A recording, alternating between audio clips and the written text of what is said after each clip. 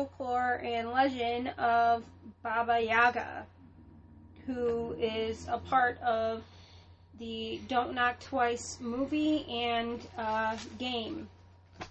So we're going to talk about both tonight. And before we get into that, I'm going to give everybody some folklore about Baba Yaga.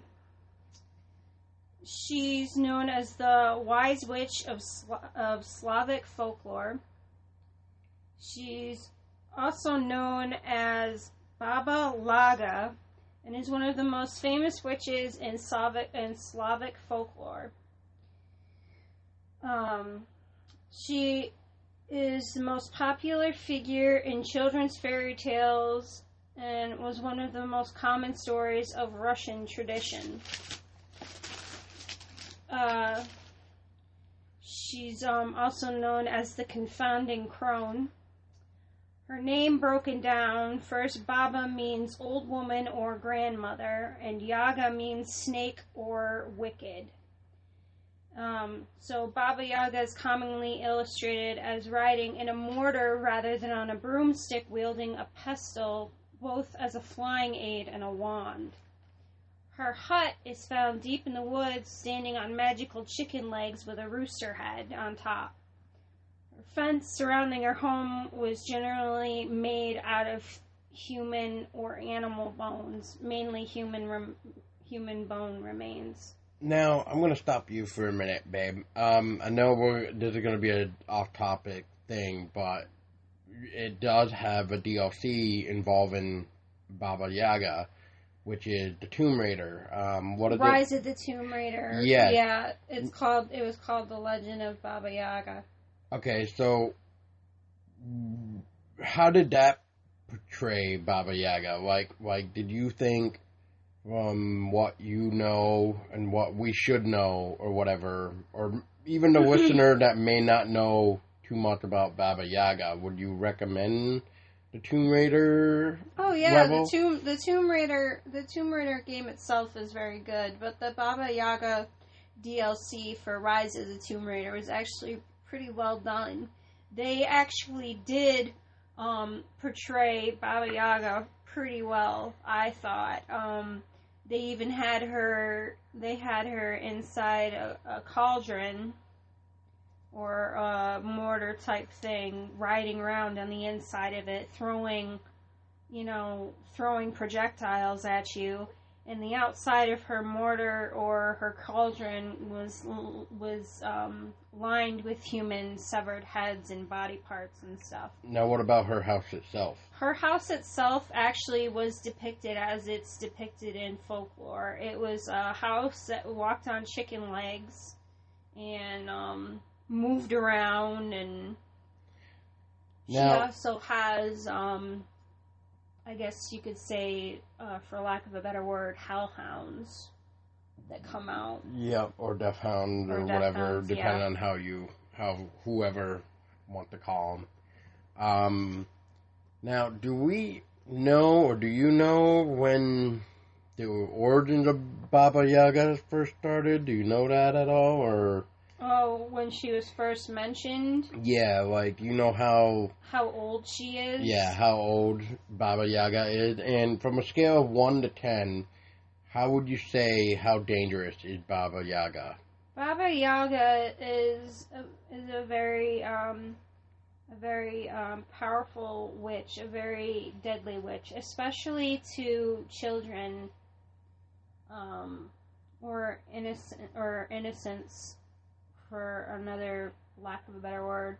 She's said to devour children or innocent souls. That's what she feeds off of.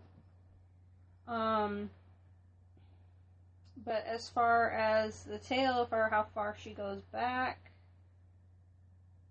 oh boy. There's a picture of her dating back to 1902.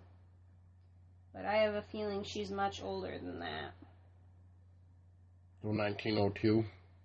There's illustrations of her dating back to 1902, but I think she's older than that.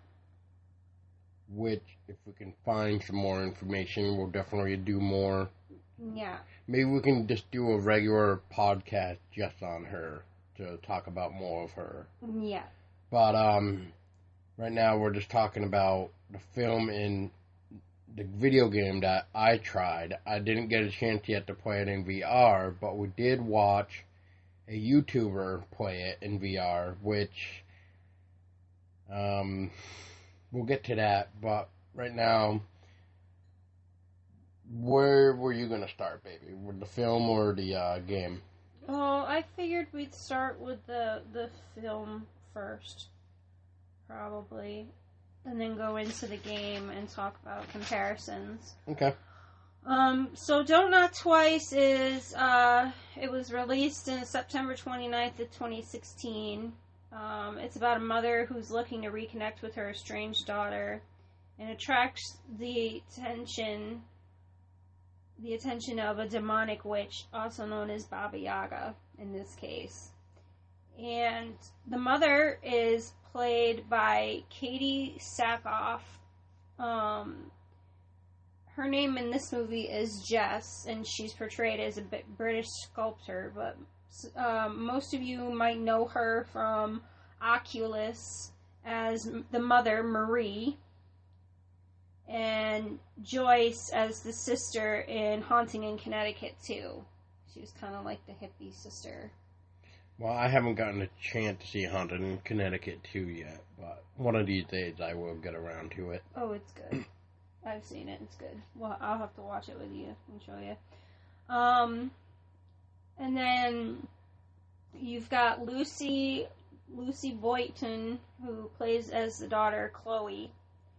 And then, I want to say Javier Botet, or Botet, plays as Baba Yaga in this one. And you also may know his work if you've seen Mama. He plays as, obviously, Mama in the horror flick Mama. He also plays as the Red Ghost in Crimson Peak. He plays the Crooked Man in The Conjuring 2. In the other side of the door, he plays the entity called Mithru. And, so chances are you've probably seen him in one of these other things, and not realize it. But this guy is phenomenal. Those were just a few to mention, but those were probably my favorite roles of his, because I think he just played the characters so well. He portrayed them well. And then I have no idea how to pronounce her real name, so I'm just going to call her by her actress name, Tira. She plays as one of Jess's sculpture model subjects, and she has a daughter, a child, a baby. And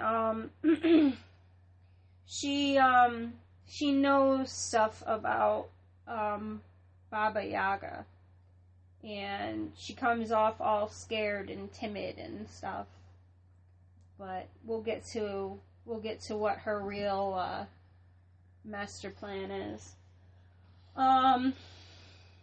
Jordan Bulger is played by Danny, who is Chloe's friend that goes with her. Richard Mayan plays as Ben, Jess's husband in this film. Nick Moran plays as Detective Boardman. So we open in where Jess, who's the mom, is trying to get back into or reconnect with her daughter Chloe and hopefully become part of her life again after having a checkered past. And she used to, and we don't really know for sure Party Hard. Huh? Party Hard. She was an addict. Right, but she used to get high a lot. If it would, well, we know it's drug, but what I'm trying to say is we don't really know if it would pop in pills or what. But at the same time, when you play the game, you do see a lot of pill bottles lying around. So I don't know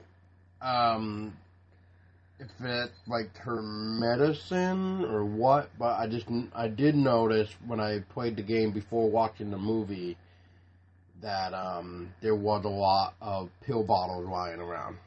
Mm-hmm. So she's trying to reconnect with her estranged daughter, Chloe. And, of course, Chloe comes off hating her at first because she's like, you abandoned me, you know, you walked out of my life, how could you, I hate you, blah, blah, blah, blah. And Jess tries to offer to her daughter, Chloe, for her to come and stay with her, which she declines at the time. She's like, no way, no way in hell. And so it goes forward, flashes forward to Chloe and Danny hanging out outside of a building, you know, talking and stuff. And then Danny proceeds to tell Chloe about Mary Amanoff, also known as Ginger, who is said to be the Russian witch who took children.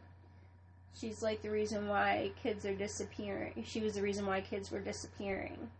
And he was telling her this legend, if you knock on her door twice, she's said to take you away, or something's supposed to take you away.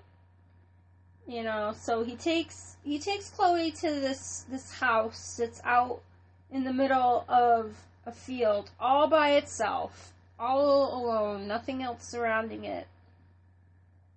And it has this really peculiarly strange goat head door knocker on it. This is like an old-fashioned door knocker. Oh, yeah, this thing was pretty freaking cool looking, not gonna lie. It's not your average door knocker. No. So... I want it. Yeah, it is wicked cool. So, Danny's like, well, here, let me go up to the door, let me prove to you that there's nothing to be worried about, there's nothing to be scared of, and that everything will be fine. So Danny goes up to the door, knocks. 1, 2. Walks back over to Chloe, and he goes, see? Nothing. I'm still here.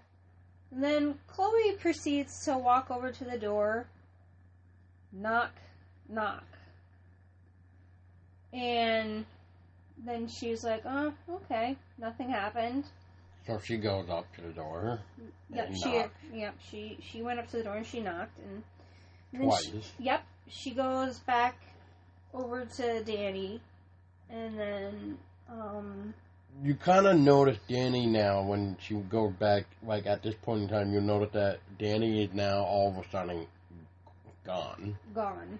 But now the focus is that window on the top right of the, do I want to say burnt down house? The structure, the building.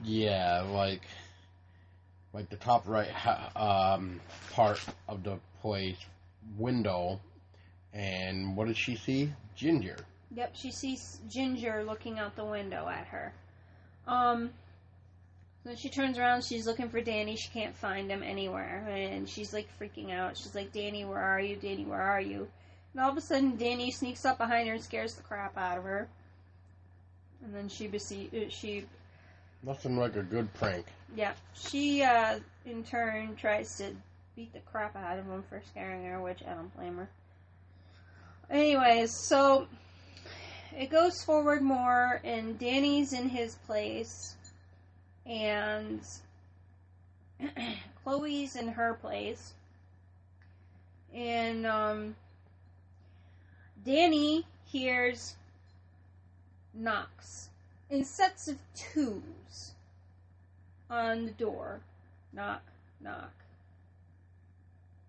Knock, knock. Knock, knock. So Danny goes and checks the door. Doesn't see anything at first. No. All of the lights in the frickin' hallway go out. One at a time. Do, do, do, do, do. All the way up to the door. And then... Well, all the way down the hallway, yeah. I think. Yeah. All the way down the hallway, away from the door. All the way up until one light, which is right in front of the door. And then you see an eyeball, and all you hear is, run. She's coming. Yep. So Danny backs away from the door, scared, like, what the hell is going on, and proceeds to go into his bedroom and shut the door.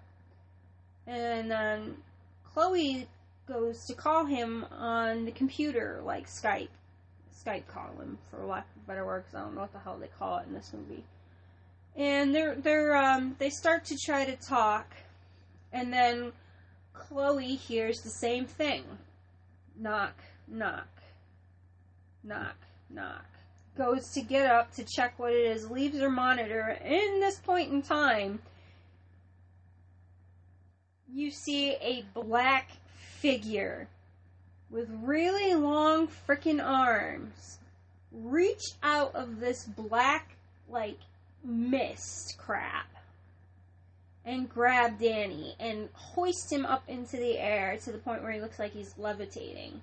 And you can hear, like, cracking noises and stuff, and him, like, struggling and kind of screaming and stuff a little bit. And then she yanks him out of the room before Chloe gets back to the monitor to see that Danny's gone. But not only does she notice Danny's gone, but she does happen to notice something in the doorway looking at her. Yep. Which she can't quite make out what it is. Yep. Alright, so you want to talk about what happens next? You might need to help me a little bit. So after that, I think we kind of go back to the mother. Yeah, you go back to the mother, Jess, and she's working in the studio, working on a statue with her model. With the baby, yep. Her model with the baby, which is Tierra. And they're sculpting away, I remember that. Yeah, they're sculpting away and chit-chatting and talking, and then Tierra gives Jess a necklace. Yeah, that's what it was.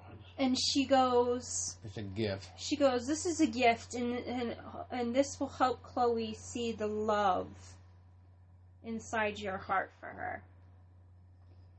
And she puts it around her neck, and she's like, well, I gotta go, and blah, blah, blah. And Tierra leaves. Yeah, because she, I think, had that appointment with the, do I want to say a foster home? I don't really know what. I don't even think, did they really say? No, she just said she had to go somewhere. We'll just say a foster place, really, like a place to, Are you getting people mixed up? Because Tierra is the one with the baby. Tierra's the one No, but I'm talking the mother. Well, Jess, I don't know. I'm not entirely sure, but anyways, Tierra leaves with the baby, and then it goes to, Ben, who's Jess's husband in the movie, and Jess talking. And then all of a sudden you hear a knock on the door. Right? Chloe. Okay, I think we jumped too far somewhere. Because I think we forget. Because didn't she go to the foster home, whatever, to whatchamacallit?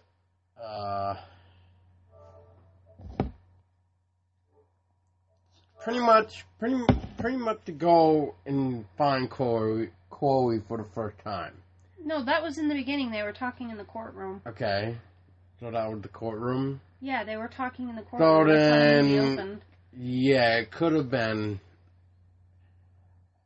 Man, it was so good, but, like, I guess it's hard to also remember because, especially for me, since I've also played the game.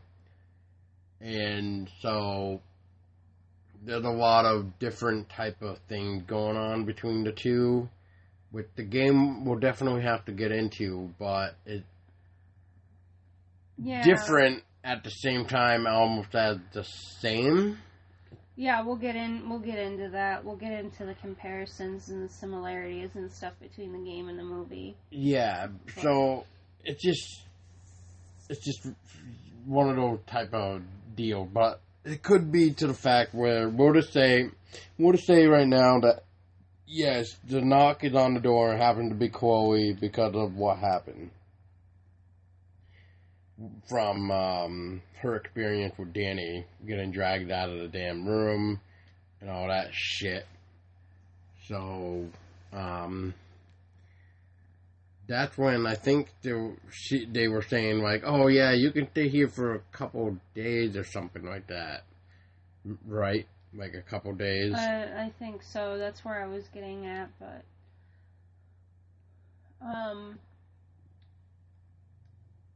So yeah. From what we believe happened next is that Chloe shows up at Jess and Ben's house, and So let's go back for a minute, and we're gonna go back to where Danny was after Danny was taken.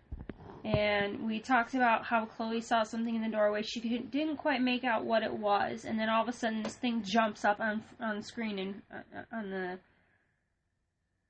the computer and scares her.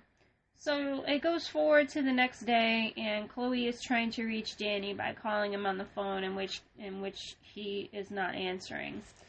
Go ahead.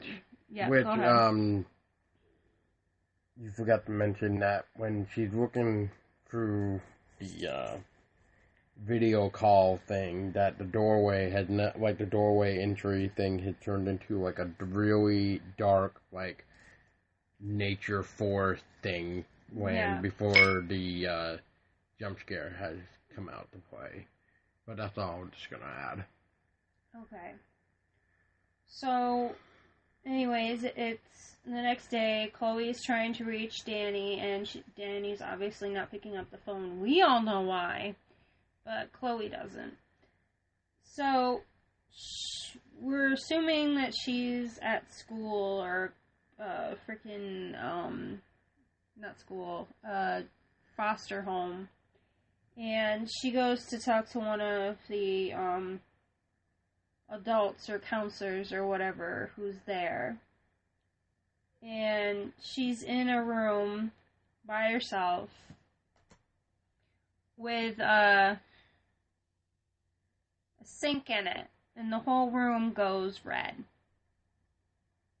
And first it starts with the water turning on mysteriously and then turning into blood. Yep. And the sink fills up with blood. And then what happens, babe?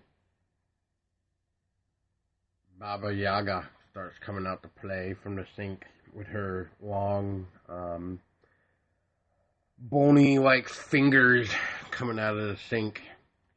And that's pretty much about it, really, before it kind of goes back to normal. But before the sink even happened, she gets like a random text or message or something, and it's actually a picture of her in that very moment, like from behind. From behind, yeah. So what do you think of that, babe? That little scene. I was like, oh boy, somebody's got Danny's phone and is screwing with her. It's not good. It's no bueno. No. So, yeah, I mean, it gets pretty gnarly, I guess would be the word. Yep, because it's one of those automatic sinks, and she goes to walk over towards it to pick something up, and it goes on, and all of a sudden you see this, like, blood red Kool-Aid looking water running, coming out of it and filling up the entire sink, and the room starts to go red. Like red lighting or whatever. Yeah. And the sink's still flowing. And then all of a sudden, as Chloe's backing up away from the sink towards the door, you see these long hands, like Paul says, long bony-like fingers coming out of this bloody sink. Yep. Coming out and reaching for Chloe, and Chloe's freaking out, trying to get out of the room, open the pounding door. on the door, and then Open the door, help me, and then the adult comes in that she was talking to before. That I can assume is one of the counselors. I'm trying to figure out what this guy is, because I think he was part of the foster thing. I don't know. Yeah, that's what I'm thinking. And, but yeah, I mean, now it goes back to Jess and Ben's house, where I believe this is the part where Jess gets a weird ass nightmare of Ginger, I believe, or something like that, or it's close to it. And she hears a knocking on the door. Her and Ben go to investigate. Oh, yeah, and it's Chloe at the door. Yep. Yep. So Chloe is then asking them if they can, she can stay there a night, and they're just like, maybe for a few days, and so the few days kind of turned into, like, an everlasting 2 days, but yeah, we'll get to that in a little bit, but yeah, Chloe just doesn't feel safe, and she thinks she's going to be safe possibly at Jess's home, or Chloe's mother's home, where she tried to relight the flame of mother and daughter. Yeah, to strengthen the bond or make it, rekindle it. So she's trying to help get Chloe set up for the night, gathering blankets and stuff and talking to her as she does. Yep. And trying to get her all comfortable and set up for the night. Yeah, and I mean, gives her a room. You can see, like, the mom is definitely, trying her best, especially, like, the next morning or whenever time is supposed to be, but I'm assuming the next morning. Yeah, so she's on the phone, she's talking to Ben while Chloe's sitting outside in the garden. She's like, she hates me, and Ben's like, just give her time, she'll eventually warm up to you, and blah, blah, blah. And then it flashes forward to the evening, and Chloe overhears Ben and Jess arguing in the kitchen about Ben going away for a business trip, and Chloe's like, Jess is like, well, can you just not go? And he's like, well, I have to go, it's important, and blah, blah, blah. So Jess is making dinner, after this argument has taken place, and she puts a bowl of, like, curry potato soup or something in front of Chloe, and Chloe's sitting there and she's playing with it with her spoon, and then Jess gives, the dad his or whatever. And then all of a sudden, while Chloe's playing with her dinner, she sees a molar tooth with blood in her soup. Freaks out, knocks the bowl to the floor. Shatters the soup and everything. Shatters the bowl, soup goes everywhere, and she runs out of the room. Now, what the tooth supposed to signify here? Would you know what this teeth is just supposed to signify? Like a child teeth or her teeth? Like the what molar, I mean by maybe. I think it's supposed to signify like remnants of a child or something like that. It's something definitely meant to mess with Chloe. Because, take her out of feeling at ease. Yeah, and so now the husband has left, and it's the next night, of course, or the same day, night, whatever. No, it's the night of the next day. Yep, and Jess is in bed. Is about to have a very interesting nightmare about Mary Armanoff, also known as Ginger in this movie. Which, as we've already talked about, Ginger is the tale here where if you go to her place and not twice, she's supposed to kidnap you and take you away and all this other stuff. So, what happened? So, with Mary, one knock to wake her from her bed, the second to summon her. And I'm thinking between what we've seen with Baba Yaga showing up and Mary, I'm thinking that Mary was one of these servants of Baba Yaga. And the thing with the folklore or whatever, or legend of this movie is you can only stop Baba Yaga, one of three ways.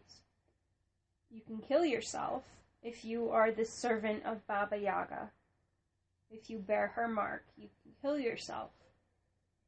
Or you can pass the curse on to someone else by making them doing something truly evil. Or you could, or Baba Yaga gets who she sets out to get. Yep. So that's one of three ways that this whole, thing can end, is the one of three ways. So obviously, in the dream that Jess just had about Mary Armanoff, aka Ginger took her own life, slit her throat with a knife. She was obviously... Yeah, because I know we're going to skip ahead, but isn't there something from old drawings about the servant opens up the door, or something? I'm trying to remember how... Yeah, they summon her. Yeah, so they knock twice, like Tessa was saying, knock once to wake her, knock twice to summon her. And then I think technically the third thing is opening the door, if you're the servant, which I think that pretty much welcomed Baba Yaga into the world, I want to say.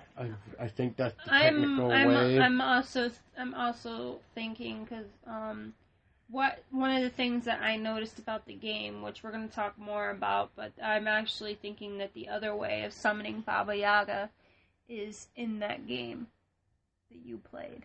Yeah. Which we'll talk about. But I believe there's more than one way to summon Baba Yaga, either by knocking and calling for her, or doing a ritual to call for her. But this is like one witch you don't want to summon unless you absolutely know what you're up against. Well, better question is why would you even want to summon her to begin with? Yeah, exactly. Just leave her alone and you'll be good. Just let her be in her dark forest. Just let her be. Eating children all day long. Yeah, it'll be fine. So Jess wakes up from this dream, and Chloe is there when she wakes, standing. And she's like, I heard you having a dream. And she asked her what it was, and she proceeded to tell her it was about Mary slitting her throat. And then she wakes up from it. And so Chloe was talking to her, and she said that she was scared, and she wants to feel safe, and blah, blah, blah. And Jess says, well, you're safe here. I won't let anything happen to you. So she ends up falling asleep in the bed with her mother. And they wake up next morning, laying side by side, and they hear a knock at the door. They go downstairs together to examine what it is, because the knock is in the sound of twos. 1, 2. 1, 2. Which Chloe's freaked out, because she's thinking it's Baba Yaga coming after her. So she stays behind while Jess goes to answer the door. Jess opens the door to find Tira and her infant daughter outside waiting. But she didn't realize she, forgot about it. She thought it was supposed to be, a different day or something. Yeah, we're supposed to do more sculpting today. Or did you forget? So they go out to the studio to do some work. And they start to get ready. And get everything set up to work. And that's when Chloe comes out into the studio to bring her mother coffee, and Tira looks at her. And automatically you can tell by the look on Tira's face that she can see and sense something very wrong about the energy around Chloe. She just knows. And she gets her baby, puts her in the seat, and she goes, I have to go. You know, not much of a warning, just as I have to leave right now. And she goes and puts her baby in the car, and she's scrambling to get her in the car. And Jess and Chloe got after her, like, where are you going? You just got here. You know, what's wrong? And she's like, and then Tira turns around and says to Jess, you can't help her. You can't save her. There's a dark energy, a dark presence around her. She's marked. She's marked, and she belongs to someone else. She belongs to someone else. Yep. And she's like, well, what are you talking about? What do you mean? And where are you going? And she leaves with the baby. Tira leaves with her baby. Which, I wouldn't blame her. I wouldn't want a kid to be around dark energy either. No.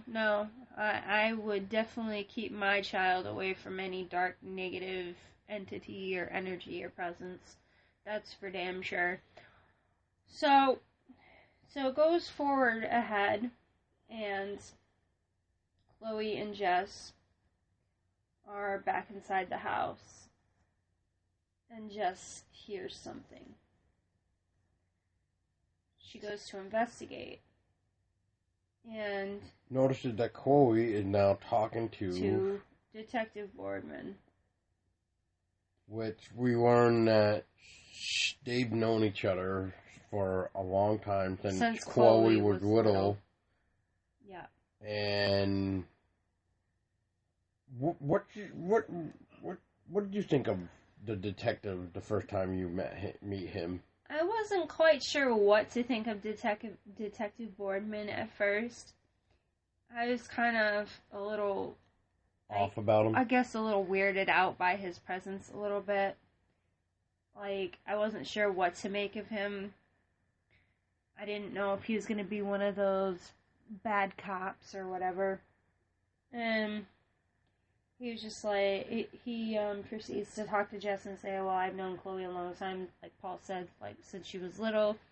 You know, we go way back, we know a lot, and I just came to follow up about Danny. He's been missing. You know, we just wanted to see if Chloe had heard from him or knows anything or blah, blah, blah. Which you can clearly see that Chloe is upset about her friend Danny missing. And he's like, well, if you need me, you know, keep in touch. If you need to talk, we'll figure out to call something. Yeah, we'll talk about it. Because he's been investigating this ginger theory thing for a while, and he's been looking at thoroughly. Thoroughly, yeah. Yeah, and also with Danny, and Chloe at one point goes, I thought you believed me, meaning I think the whole ginger story about knocking on her house. And the rumor is, like we said, like you get taken if you knock on Ginger's house, or AKA marry Amirnov, yeah. AKA the servant of Baba Yaga. Pretty much. So he leaves, and then it goes forward some more, and you see Chloe doing research about an entity called Baba Yaga. You know, she's researching all the folklore, legends, everything there is to know about her. Yep. And she hears something coming from the window. She goes towards it, goes to look. And then, in which case, Jess comes in and disrupts her before she gets to pull back the curtains to look. And her and Jess start talking about all the stuff that she's printed up and all the pictures and stuff that she has of Baba Yaga. Which I think, well, this is going a little bit ahead, but yeah, that explains that she explains about how Baba Yaga can come into this world and what Baba Yaga is sent here to do and what she does when she crosses the threshold and comes into this world. And that she has to be summoned through a doorway. By, like, killing yourself and either killing yourself if you're the servant. That's how you end. That's how you end it, but she talks about the mark that's bared by the servant, Baba Yaga's crest or mark or whatever, and explains what has to be done to end the curse or whatever. And in which case, Jess is like, enough. This is just fairy tale. It's not real. You need to get a hold of yourself. You need to get a hold of yourself. There's nothing to be scared of. There's nothing to be, to worry about. In which case, Chloe's attention is turned away from her mother, and she looks in the mirror, and she sees the reflection of Baba Yaga in the mirror. Staring at the mother of Jess. Staring at Jess. Which Jess then looks over at the mirror and only sees herself. While, meanwhile, Detective Boardman is outside the house, kind of doing like a... Scoop. What's the word I'm looking for? Shit. Anyways, he's sitting outside the house pretty much doing a stakeout. There's my word. And in which case, we go forward to the next day. And... Chloe is in the studio with Jess and working on like a metal figure, which I'm only assuming she's trying to mold into something that's supposed to depict what Baba Yaga looks like.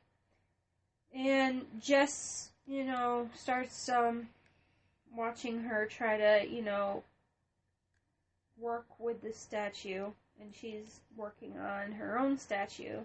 Which is made out of clay. While Chloe is working with something that's more like metal and opposable. And she sees Chloe getting frustrated with it, and Chloe, throws it or whatever. And then she's like, well, come here, I want to show you something. And she calls Chloe over, and she takes out a bunch of clay. Hands it to her, tells her to warm it up between her hands. And... she's trying to occupy her and get her more involved. This is where the whole, mother-daughter bond comes into play. Yeah.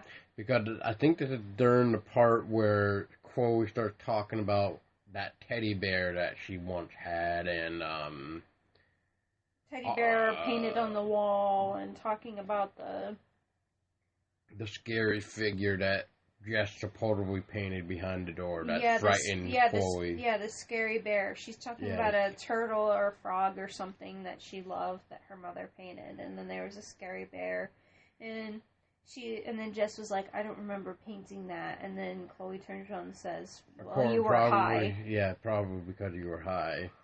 Which, once again, high of what, though? Pills?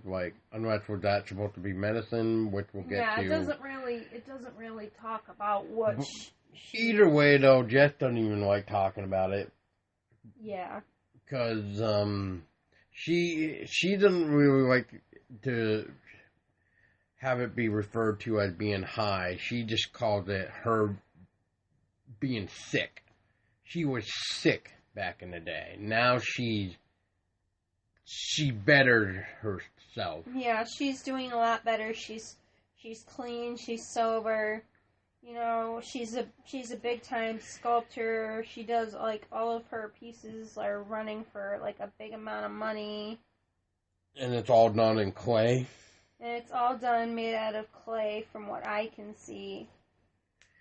So yes, you got to think that's some dedication to keep your mind busy from all the times that you or she was high, or in this case, sick. Mm-hmm. But once that little conversation is over with, Jess goes to get a drink, and I believe it's this time around where the statues moved. Yeah, all the statues move, and they're all facing and looking at Chloe. Which, just now, is don't touch the statue. Like, what did you do? Don't touch my work or don't touch my statues. Don't move them. And she's like, I didn't. And she's like, I thought I was safe here. And then she runs off. So now Jess is, I don't know. I want to say annoyed. Jess is annoyed and also at a loss for words because she doesn't know what to say to Chloe to put her at ease at this point because Chloe just seems so distraught. In which case, we go forward some more and Chloe is bringing in her things from a moving truck, I'm assuming that came from a foster home. She's moving in with her mother. And she's bringing some of her things into her mother's studio. She brings a box in, she leaves, she goes back out to the moving truck to grab more. And then she Jess and the foster woman go to the studio, and Jess is like, well, the studio's this way, let me show it to you, and blah, blah, blah. This probably had to be, like, the most heartbreaking thing for Jess, because she walks in, and she sees her entire studio just about destroyed, in shambles, all her work on the floor, everything just a mess. And Jess is now kind of blaming this incident on Chloe because Chloe was in there last person. But now you see red paint on the floor that says, she's mine. Dun, dun, dun. So, Jess proceeds to flip out and blame Chloe and say, why did you do this, this is my work, how dare you, blah, blah, blah, and Chloe storms out, upset, like, not knowing what the hell she's being blamed for. No, because when she last entered it, everything was perfectly fine. But now she's like... And then the foster lady's like, well, if you find that you can't cope and you can't handle her, call me, and Chloe will come back to us. And then during the night, Jess is on the phone with that lady, but she's not saying anything. No, but... She's sobbing. No, but the other lady knows her frustration. She's like, I don't know who you are, but I can tell that you're upset and you're frustrated. I can hear you crying. So then, what does she do next? She takes the card, looks at it for 1 second, and then rips it up while she's looking at Chloe. Outside. Yeah. Because deep down inside... She really doesn't want to give her up. She can't give her own daughter up again. So she goes upstairs to check on Chloe to see what Chloe's doing. In this case, Chloe is checking a bag, preparing to be kicked out or pretty much get kicked abandoned again. Yeah, as Chloe tells her mother, be abandoned or dragged off again. And then... That's when Jess is pretty much like, no, I'm not going to do that. No, so she's talking, trying to calm Chloe down. And she's like, the scariest thing about having a baby? It's not the crying, or the feeding, or... The sleepless nights. Or the sleepless nights, it's the love. I wasn't prepared for the love. How much love I would feel when I first looked at you. I was so overwhelmed and consumed with it. I loved you since the moment you were born. And... Pretty much it goes on, like, I loved you when I dropped you off at the foster home. I loved you, I loved you when I was high. I loved you when I dropped you off at the home when I abandoned you. I love you now. I love you now, yep. Like, pretty much things that a mother should say. Like, a mother... I was only trying to do what was best for you, and I wasn't good she wouldn't for you fit to be enough. around. Yeah, she wouldn't fit enough. I was too messed up for you to be around back then, and I was only trying to do right by you. And as she's saying that, you can see something clicking in Chloe's brain, like, oh my god, she really isn't a terrible person, she really does love me. And Jess is, like, unpacking everything that Chloe has started packing, too. Like, saying, like, you ain't going anywhere. And like Tessa's saying, Chloe is finally understanding, like, why her mother did what she did. She was only trying to do what was best for her to protect her from her. Because she wasn't fit. And that's like understandable. Yeah. I mean, if I was not well, and if I was getting high all the time, like this mother was, yeah, I would probably give up my kid too, just because I knew that the kid wouldn't safe around me. Yeah, like Paul says, if it were him or if it were I, if either one of us were not fit and we were wrestling with our own demons and we had to get help, we would do what was right for our kid and get ourselves better before, we drag our child through any more mess. Now, this is where it gets interesting. So this is, I'm assuming, later on in the night where Jess is now trying to drink some coffee for some weird reason. You're just going to want to drink coffee in the middle of the night. But guilty, I do it. But I can sweep. Her, on the other hand, I don't really know why she's doing it. But anyway, she, gets distracted because a light comes on. And she walks out to the living room where her daughter, Chloe, is resting on the couch. And she notices this, what do I want to call it? Like a red tarp? Scarf. Scarf? A red scarf, okay. Like a prop. Yeah, which is hanging off of a statue. Caught on a deer statue or some type of animal statue. And in which case, this is not good. This is... What is one thing Baba Yaga is good at? Baba Yaga is good at deception. She is good at distracting you. If she wants you away from a certain area, she knows how to draw you out.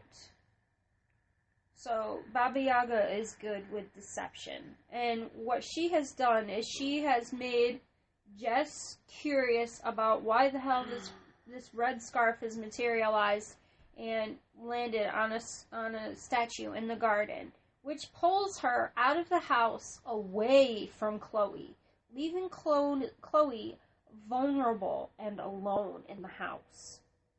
In which case, the lights all go out in the house.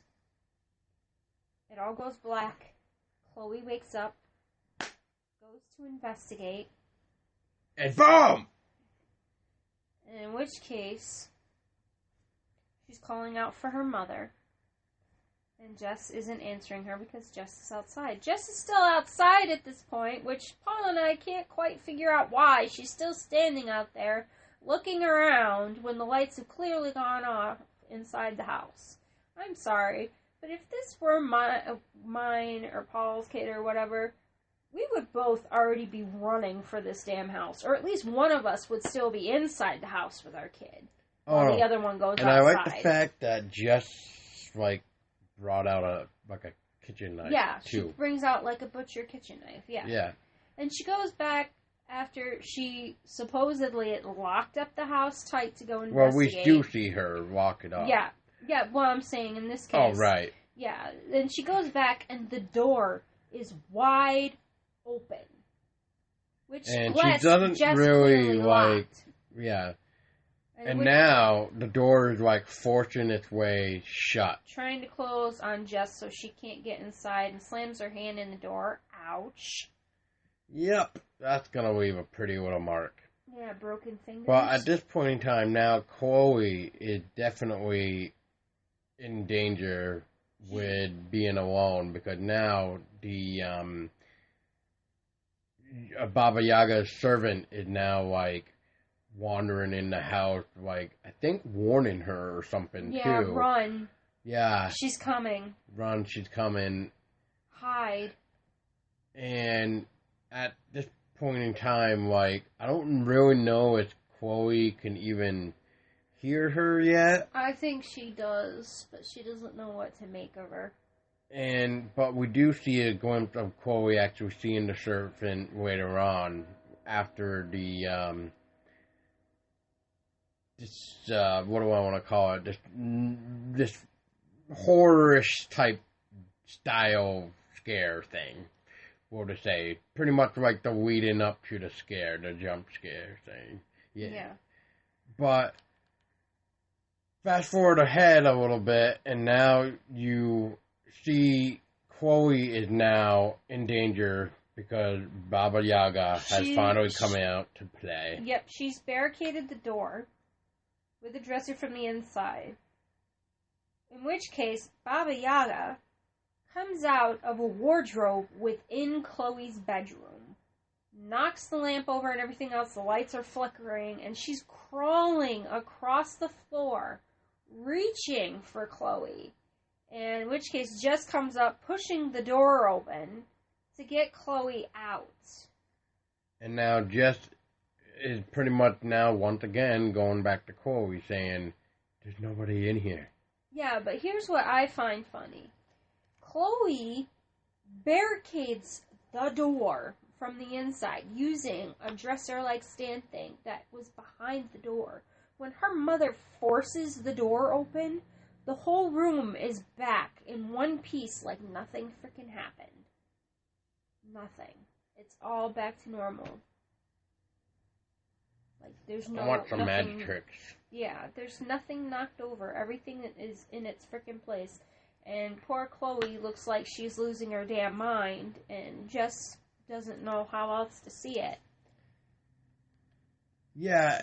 So she tries consoling her and everything she's else. like, I got an idea. You know, do you trust me? And they go through the house and they start taking off every fucking door in this house. Even the front fucking door. And douses it with gasoline and burns every fucking door in this house. And then stands outside the house and watches the whole... It's a door bonfire. Yeah, the door bonfire. And then it goes forward to the next day, and they're talking about passports and travel, and we're going to go find somebody to help you, and blah, blah, blah, blah, blah. And they go to proceed to try to leave the house. Which, out of nowhere, the front door... Baba Yaga's door. ...appears and opens up to create a gust of wind. With a forest scene on the other side of the door. Which Jess walks over and she finally sees at first hand that everything that Chloe has been saying is the truth. And it's really interesting to just see Jess's reaction where she doesn't really know what to do. Because I think it's because, you know, she's never seen anything until up to this point. And what I mean by that is like... She's seen no physical proof of what Chloe has been talking about. Even with what we were just saying, like, with the night before this next morning, like, Baba Yaga was coming for Chloe inside her room. Which was trashed as Baba Yaga was making her way through it. But when Jess got into the room, it was all taken care of, back to the way it was. No sign of, like, any type of... Struggle. Yeah. It's just pretty much like a nice, clean room again. But at this point in time, they end up going to the park, which... To talk to Tira. Yeah, and then this is the part now where I want to say, we haven't really done this before, Tessa, babe. Mm-hmm. Do you want to keep talking about this, or should we just stop here so that way we don't ruin it for those that have not seen it? Yeah, I think we're gonna kind of hold off here. We don't want to give too much more away, but we want to give you guys enough to where you guys want to go out and watch it. The last, I think, thing that we want to mention about the movie would probably be a little bit of Detective Boardman. Just a little bit to kind of give you, like... Okay. So, there was evidence found in Jess's house, a box, if you will, that had all the case stuff and the flash drive that was Detective Boardman's, and it was related to the case about Mary Armanov, aka Ginger. And it AKA Baba Yaga's servant. Yeah. And you see on the flash drive that Detective Boardman is interrogating Mary, saying, you did this is your fault, tell me where they are. Meaning the kids. Talking about the kids that have been taken already. Especially one Michael. kid. Michael Flowers. Yeah, Michael Flowers. And so you see on this flash drive, Detective Boardman being very aggressive, very in your face, very relentless to Mary. He almost comes off as evil, like a bad cop. Yep. And that's what Jess sees, and that's what she starts to think. Well, maybe this guy, not who we think he really is. Yeah, maybe this guy isn't really who we think he is. And that's pretty much it. But here's the thing. Tira said something to Jess in the park. The kids were probably taken by someone they knew. Someone they could trust. Someone they knew, someone they could trust. So she was trying to point the attention away from Mary to say that Mary wasn't the one that did it. That it was someone else. Somebody else got blamed. Mary got blamed for someone else's crime. Yeah, she was trying to make Mary appear to be innocent. I think that would be a good way to stop right there. Yeah. So, dun, dun, dun. So go out and watch the movie in that case. And you can find out buy it now. Yeah, and you can find out the rest of the story of what happens to Jess and Chloe. And how Tira and Detective Boardman play into this whole story. Which is quite honestly wow. Yeah, all we can say is holy plot twist. Yeah. Yeah, there's definitely a good twist in it. Yeah. Nice little twist. Yeah, it was good. Paul and I didn't see that coming, but it was pretty interesting. If I had to rate it, it would be 8.5 out of 10. Yeah, I would have to agree. One thing I'm gonna mention. So we kind of heard some music from Don't Knock Twice at the very beginning of this episode. Unfortunately, you cannot purchase the soundtrack anywhere. You can't find it on iTunes, YouTube, nowhere. You can't find it nowhere. Nowhere. There's not a purchasable soundtrack to this movie, which is really, really weird because I loved the soundtrack to Don't Knock Twice.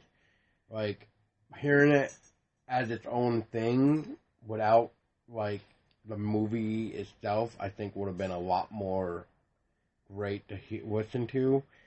Just because of the atmosphere alone. It's very haunting. It's very eerie. It just Halloween-y feel. It's just awesome. And we know how much you love your Halloween music. Well, not just that, but we are talking about our Halloween season. So. Yes, we are.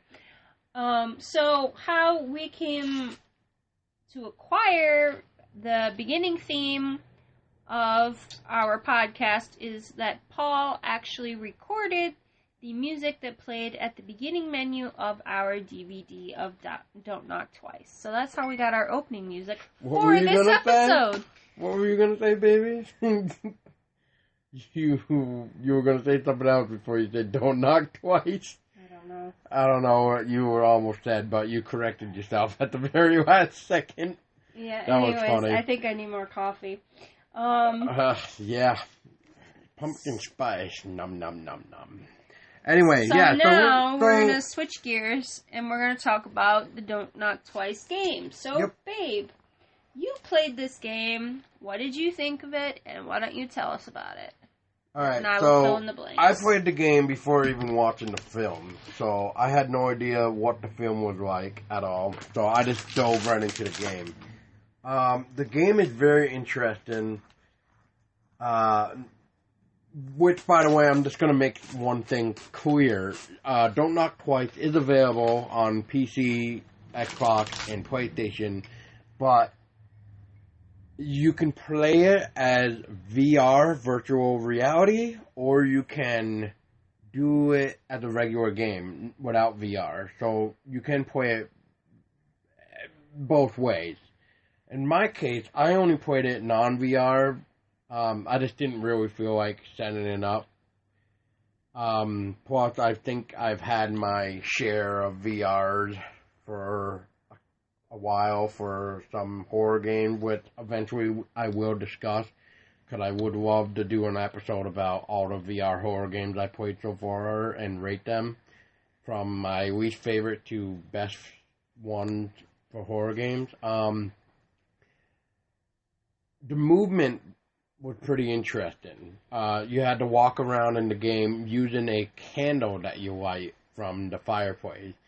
The one thing, though, is if you are an achievement or a trophy hunter, when you're first playing that game, you probably will realize that that candle is very sensitive when it comes to the candles on the wall. So the reason why I'm saying this is because there is a trophy where you cannot light a single wall candle. So pretty much what you would have to do is light the candle to start the game even, because you have to light the candle to even leave the room. But once you do that, you need to switch to your phone. With Chloe, right? Mm-hmm. Chloe's the one that's texting you, like, all this non-stop text, like, I hate you. Why did you turn the power off? Why did you abandon me? Why did you abandon me? Is there somebody else here? And all this stuff while you're playing as Jess, the mother. Which, it's very, the game itself, without giving too much away, like, it was actually pretty interesting because between the game and the movie, the characters' names were the same. The house was the same. Pretty much. Almost similar. Well, similar. Well, there were certain rooms that were, like, spot on. Well, we like don't really know if it's even well, it has to be the right house because of the workshop room. Mm-hmm. Like, that seems to be the same. And, like, where all the sculptures were, because that definitely seemed to be the same in the house. But when you watch the movie, though, and then the game, I'm starting to wonder if the studio in the film is a separate building. It's a separate building. It's not in a basement. Whereas in the game, it's connected to the house. It's connected to the house, and it's in a basement level almost. Yeah. Another thing really is, like, this time, which I know you want. I'm gonna have you talk about it because I know you're gonna want to say something about it. Because otherwise we're going to talk about it in Paranormal, which we'll probably do it there too. Yeah, we will talk about it there too, but what Paul is getting at is, in the game, when you go into the room that looks like the sculpture room in the movie, you see a ritual layout. With a pentacle in the center of the room with the table altar set up and sigils drawn out. It looks like a ritual for summoning. So, in this game, what I am gathering and assuming, because what I also was watching and observing while Paul was playing, was there was a tablet with, like, a summoning for Baba Yaga on a pool table upstairs in the house. Yep. And then it matched the diagram of what was in the sculpture room in the basement. Yes. So in the game, Baba Yaga was summoned. Well, see, now this is where I'm starting to wonder. I'm wondering if this game is the continuation of the film. I'm thinking maybe yes. Just because of the fact now that we're playing with a ritual thing, I don't want to go. I'm not going to spoil the ending because I will definitely recommend it. Well, technically, there's multiple endings, so technically, I won't ruin it one way, but I don't even want to do that because I'd rather you guys go out, support it, and tell us or whatever what your thoughts are. But what I'm trying to get at is, I think with this ritual thing, I don't know why games are doing this, but kind of like Paranormal Activity. I can kind of understand Paranormal a little bit, but in this case, not really. Like, what is it with Pentacle now where it's being misused? You see, yeah, that's what I wanted you to talk about. But before you do, babe, about being the whole misuse thing, what is it, though, with Pentacle now where in order to undo the deal, we'll just say, for lack of a better term, like undo the curse, it's involving Pentacle now. And what makes it really interesting is that because the Pentacle has 5 points, now in the game you have to look for 5 specific items. And the way the items are found are by riddles and throughout the house, behind like pictures. And that's one thing I definitely liked about the game is that it used all 5 elements of the Pentacle. At least they got that right. Yeah, they got that right, but... But yes, babe, please give us your frustration of the misuse of the Pentacle. Giving my frustration of the use of the Pentacle, because I myself am referred to as a witch. For the kind of ritual and spell work that they're doing in games or movies or anything, like in reference to, like, Don't Knock Twice, Paranormal Activity, or, Blair Witch, I think. Blair Witch or anything like that, they are misusing the symbol that is supposed to stand for the 5 elements and being a nature symbol, and they're turning it and molding it into something evil and not what it actually is.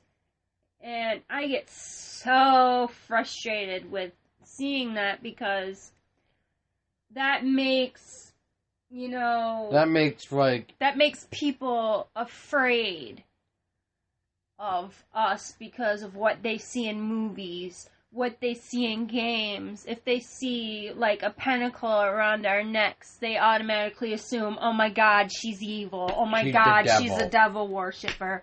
And I dealt with crap like that for, like, 10 years. But anyways, I get so frustrated with the misuse of the pentacle symbol. If you're gonna do, summoning rituals or whatever in this game, at least do your damn research and don't butcher my religious symbol. Please. You give people like us a really bad name, and people are already kind of weary of us to begin with because we're not the norm, and we're not like everybody else, and we're not like, sheep falling into line. But anyways, yeah, that's my little rant on that. If you're gonna, do dark stuff in a game, use it properly. Use it properly. Don't... Because we are watching. Yeah, don't, muddy up in soil. Don't mock the symbol of something else. Like, kind of like, this is going to be off topic a little bit, but once again, it's almost like the Nazi symbol. Yeah, the swastika. That was also considered to be something good before it got turned into shit. It's a symbol to symbolize peace, is what it was. And then now, every time you see the swastika, it's just Nazi. oh, you're Nazi. But that's pretty much what it has come to. And now Tessa is pulling out her book. So, get ready, folks. Let's sit down, relax, have a beer, and yeah. Yeah. Well, anyway, while she's looking for what she's looking for, so the game. So yeah, so you gotta find 5 specific items to summon Baba Yaga door. Which is represented by earth, air, fire, water, and spirit. Yes. Which, like I said, those were fun games too, which you had to find around from pictures inside the house. Which is pretty good.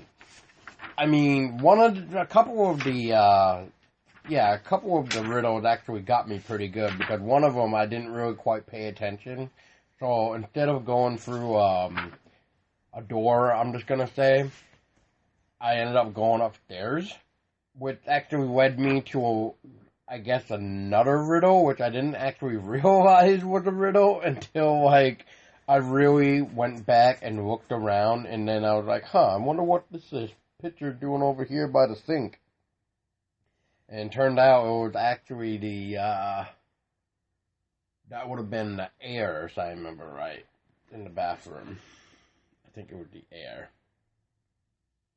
Or water. One of the... No, water was the glass. Water was the chalice in the basement. Air was the thing that was in the safe. Right. And, spirit was the necklace thing in the attic that you had to burn away cobwebs, and there was a spider that materialized. Yep. Fire was the doll that was in the oven.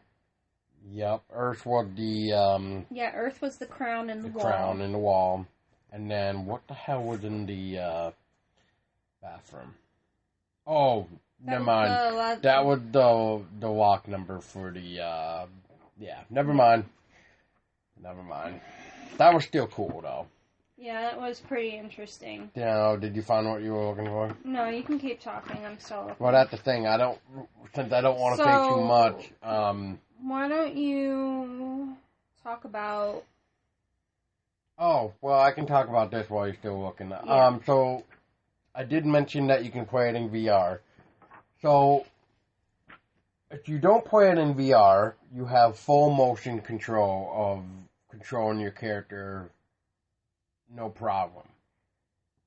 With VR now, which I don't really, I understand this, but at the same time I don't understand it for something like Don't Knock Twice.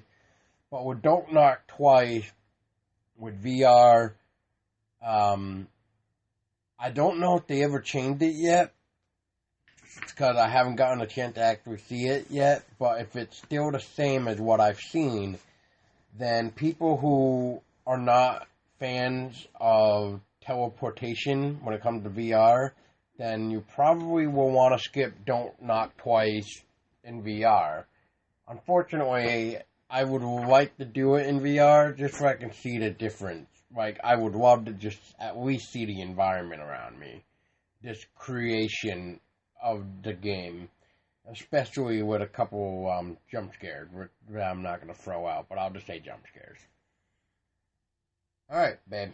How are you? So, we're going back to the use of the Pentacle symbol and how it's being misused in games, movies, whatever. So, a pentacle, sometimes there's a confusion between the pentacle and the pentagram. For the record, the pentagram is a 5-pointed star symbol, whereas the pentacle is more of a generic term for a mystical or magical symbol. Pentacle originates from the Latin root pend, to hang, hence pendant, and a pentacle is often designed to hang around your neck. It can be made of any material. And it's, Isn't it it's kind of like... Well, people it's kind of like a seal. It's kind of like a seal of Solomon. It's something like I wear my pentacle. The reason why I wear my pentacle is for protection. Like, not to just say, oh, I'm a witch or a Wiccan or a pagan or whatever. I wear it like a Christian wears a cross. It's your protection. It's your protection. It protects you. It's your shield. That's why I wear mine, and I've been wearing mine like every day for a while now.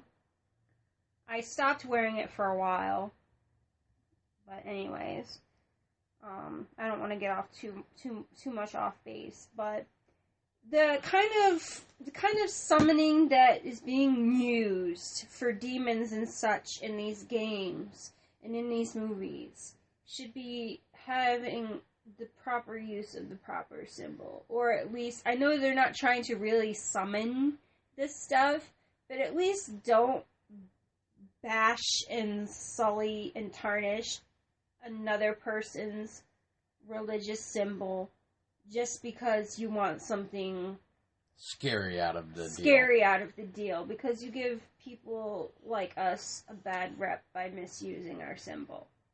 That's all I really want to rant about on that.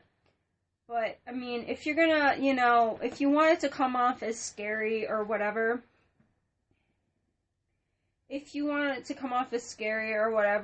find some other kind of symbol to use, or paint some freaking scary monster image or something in fake blood or whatever on your floor or whatever in your movies or your games. Or at least, if you're gonna do the pentagram, at least do the go head inside the star, because at least then dark magic or whatever, because whatever. At least then, because normally when you see a pentagram, you see the go head, and usually that helps symbolize that it's Satanism,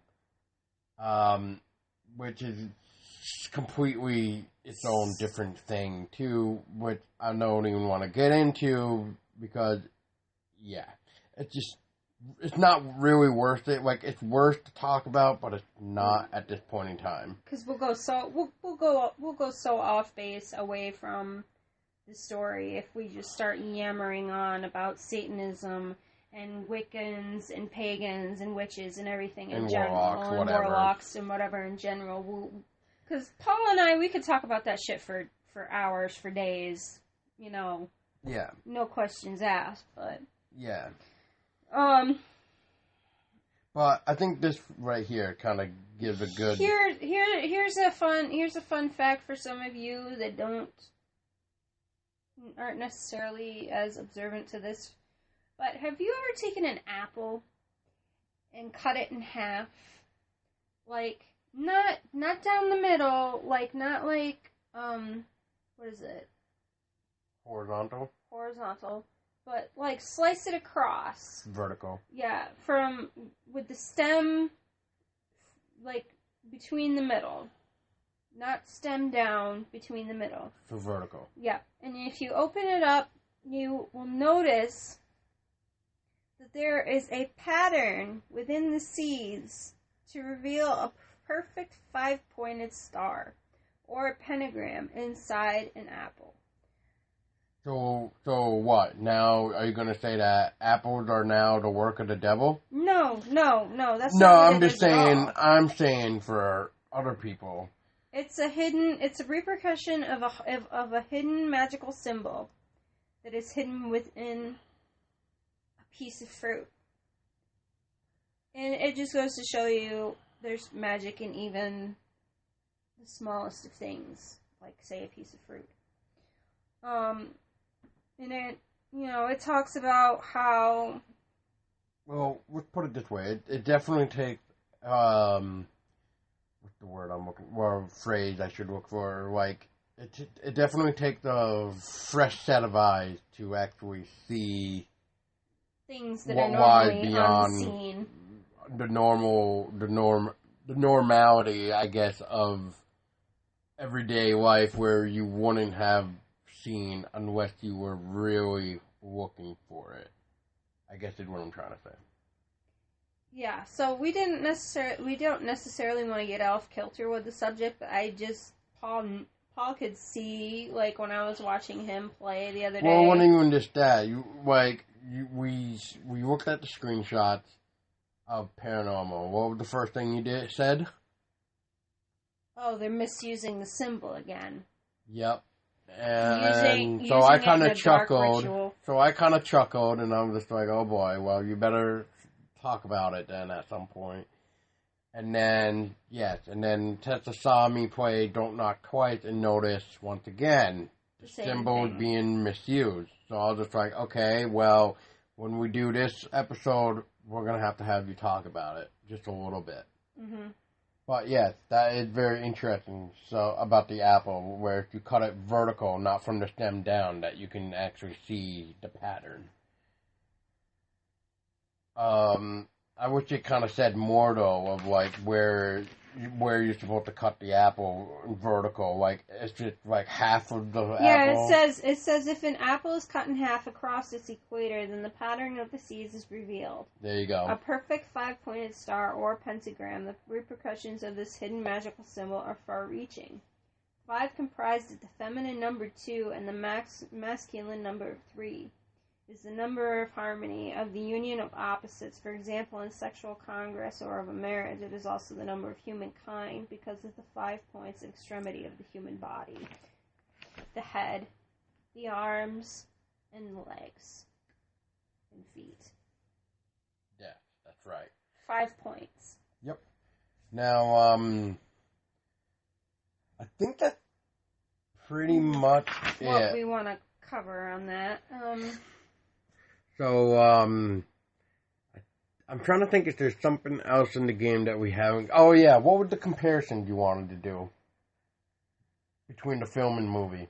Oh, the comparison between the film and the movie. What we noticed was, the game follows the elements of the movie. Follows the elements of the movie, even down to the mother and daughter's names. The rooms of the house are same or similar to the movie, and details of the statues and specifics are almost uncanny between the movie and the film. Yeah, and that's where I think it gets weird because, okay, so we've seen the movie, and you got to think where the sculpture room is.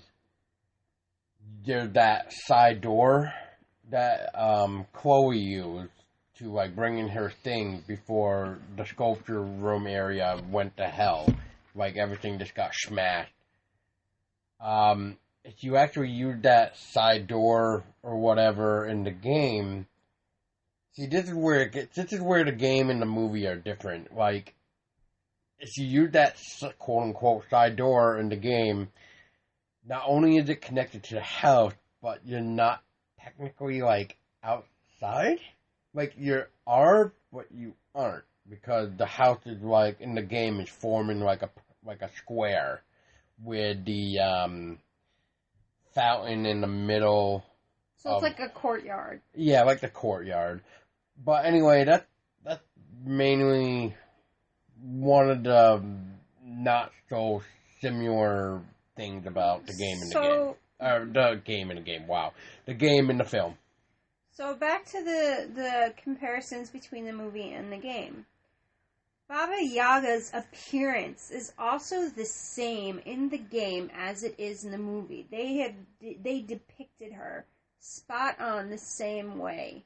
Like her color of her skin, her lengthy body form, like her face, everything her bony was still, fingers. Everything was still the same between the movie and the game. Now, there were some differences between the movie and the game. For instance, in the game, you search for elements in physical form, such as a necklace, or a doll, or a crown, or a chalice, or something with stones in it to represent the 5 elements for this summoning circle.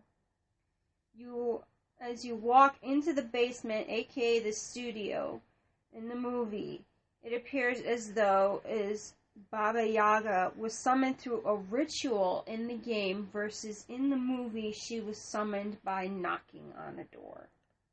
Okay, yeah. See, this is why I was saying I think this is like the continuation of the film. Yeah, this is why we were kind of thinking it's a But, continuation. like I said, I can't go into too much because we didn't even talk about the ending of the film. But, trust me, you'll maybe understand why if you play the Don't Knock Twice game. Mm-hmm. Because it does make sense with the way the film ended. Why the game would be the continuation of the film. Yes, because in the game, she was summoned by ritual. In the movie, she was summoned by two knocks by the goat head or ram door knocker. One to wake her, one to summon her. And I can't even talk about it. Once you knock twice, Baba Yaga will not stop until she gets you, or the curse is ended by, like we said, the one of three ways: killing yourself. Yep. Passing the curse on to someone else by making them do something truly evil. Yep. And then the third way was Baba Yaga gets who she set out to get. Yes. They pretty much get what she was going after. Yeah. Yeah. Yep. And I think that's really it, right? That's pretty much all we really want to talk about. We don't want to give away the endings for either the game or the movie. We do not. We want to leave you guys wondering. Yeah, we want to try doing this differently. Yeah. For those that haven't seen or played. Yeah, so we're kind of doing things a bit differently, like Paul says. We're not going to necessarily give away certain things completely. We're going to leave some mystery to it so that you guys will want to see it for yourselves. And that way you guys can judge it yourself. Yeah. Paul and I already know what we think of it. But like I said, I would give it right now an 8.5 out of 10. Yeah, it was well done. Both. Yeah. And the comparisons between the movie and the game were pretty phenomenal. Freaking cool. Yeah, I mean the graphics alone were well done with the game. Yeah, because I first watched you play the game, and then we sat and we watched the movie last night, and I was sitting there and I was just completely beside myself because I was like, holy shit, it's like, look, this is the same as this, and that's the same as that, and she looks the same as she did in the game, and it's like, holy freaking crap, right down to the names of the mother and the daughter. I was like, damn. Yeah, the one thing I just want to say real quick is the game, I think, is the continuation just because I believe it's fallen after the film. But in this case, I'm pretty sure, and I'm trying to figure out how to word this, but I wouldn't say the ritual circle thing is to summon, well, it is to summon her, but in this case, you've already been cursed. But I think in order to summon her door quicker, we'll just say, is by using that ritual. That's just all I'm going to say, but I just wanted to put it out there that I just don't think that's really you summoning her in the game. Alright, I'm going to say one more thing. In the game, you have the possibility of two endings. I'm not going to tell you what they are, but in the game, you have two possible endings. Paul has played through both, and I've seen the ramifications of what happens for both. Yes. But there are two endings to the game. Yep. Yeah, which I did mention there were multiple endings. I didn't say what they were either, so once again, go by your play style. Otherwise, if you don't have time to play video games, look it up on YouTube. I know there's going to be tons of walkthroughs already. Videos galore. So just look up Don't Knock Twice the game. And you should find a walkthrough. That way you can see what I'm also talking about. Maybe if I can find a cool walkthrough or something, or maybe even down the road I'll make a walkthrough of my own. But yeah, I think that's really it, right? Yeah, I think we've covered enough. We don't want to give everything away, like we said. All right. Well, So, with that being said, I was your host for this episode of Everything Horror for Don't Knock Twice. Pray she never answers if you do knock twice on that door. Just saying. That is right. So, I was your host, Tessa Baker. And I am your co-host tonight, Paul Dolsky. And, like we always say here at Everything Horror, stay scary.